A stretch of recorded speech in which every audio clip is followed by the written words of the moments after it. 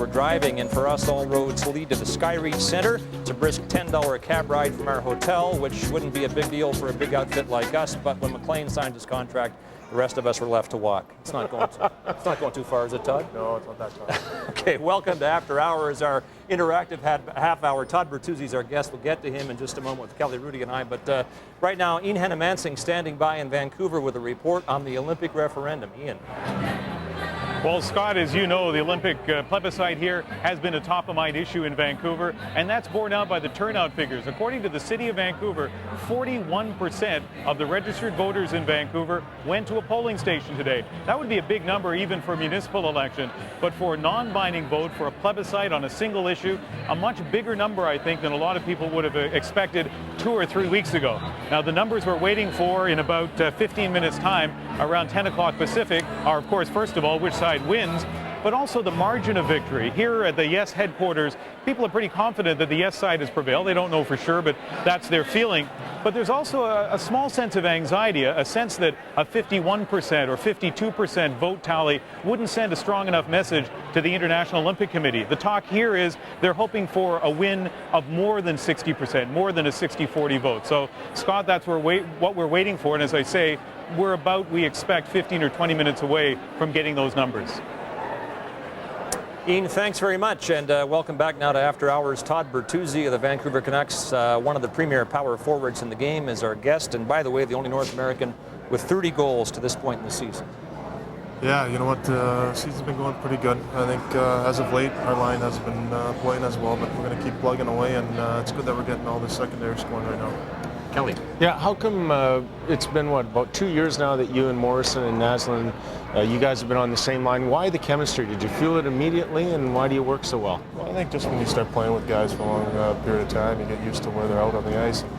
I think everyone brings a little different style. Brendan has tremendous speed and good vision on the ice, and Marcus can pretty much do it all, and I just try to go out and create some space for those two and chip in once in a while with a goal.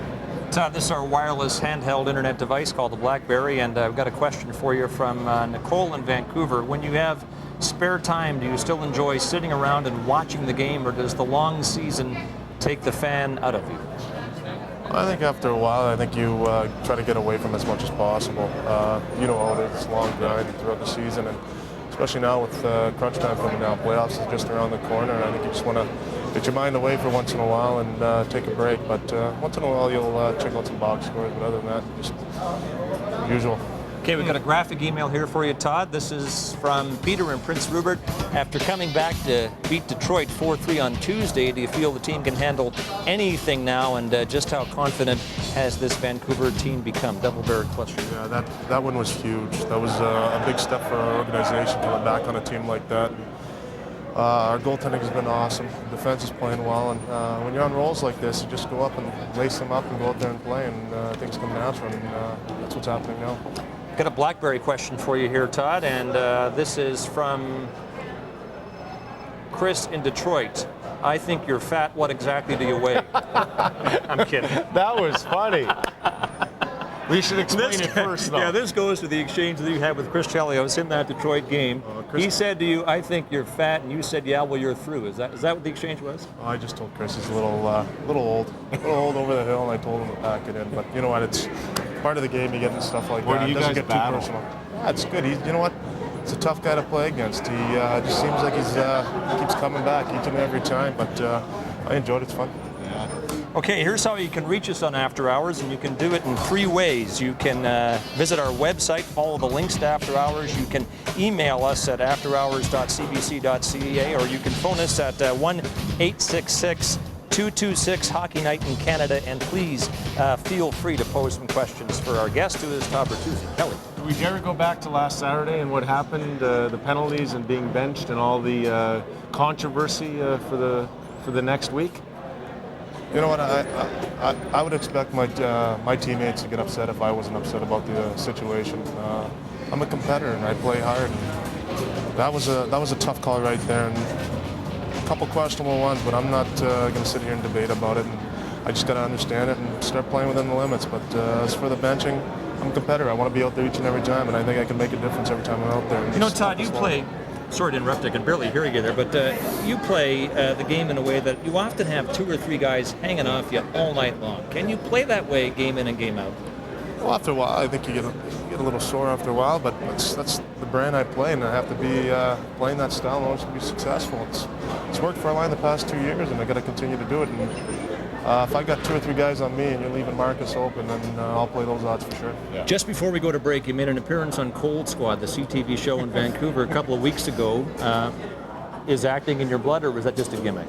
No, it ain't in my blood. I'll tell you right now. No, you know what? It was a good thing to do. I had a lot of fun with it, and the show's now back on, I think, for a couple more years, so it's good to see. You got to know this, that Kelly made an appearance on a CBC series called Tom Stone early in the season, and the CBC canceled it right after.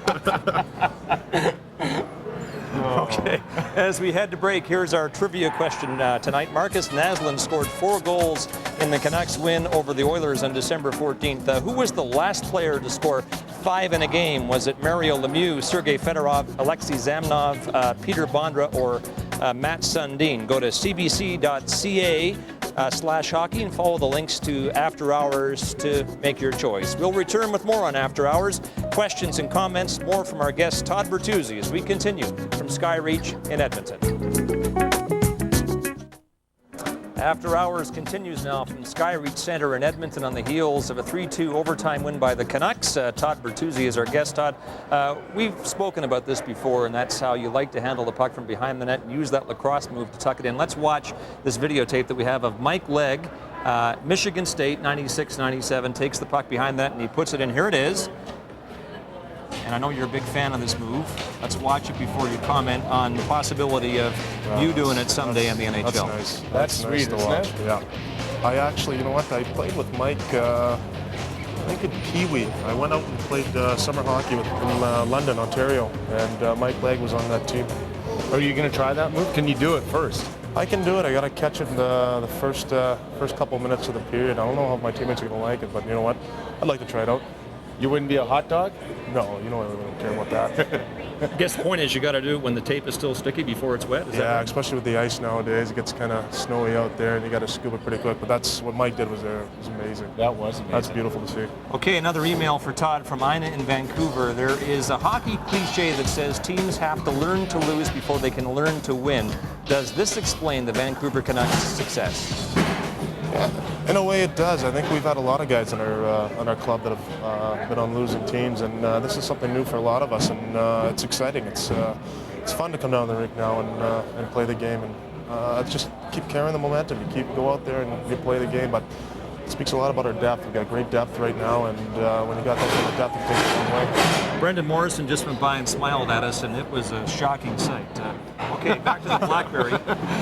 This is from Sky in Flin Flon. Are you for or against the Olympics in Vancouver in 2010? And is it a major goal of yours to be part of the Canadian squad? That's a good question given the events in Vancouver right now. Yeah, absolutely. I think it'd be great for the city for sure. I think whenever you can get something like that brought into your city, you've got to take advantage of it. And I think they're doing a good job of it right now. We just saw your friend Brendan Morrison standing here kind of smiling at you, making fun of you.